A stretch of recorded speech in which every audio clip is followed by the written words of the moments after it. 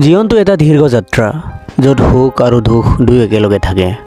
কেতিয়াবা সকলো ভালে চলে, কিন্তু কেতিয়াবা এনেকুৱা সময় আহে যেতিয়া সকলো অন্ধকাৰ যেন লাগে। মনটো দুখেৰে ভৰি উঠে, ভয় আৰু সন্দেহে মানুহক ভিতৰৰ পৰা দুৰ্বল কৰি তোলে।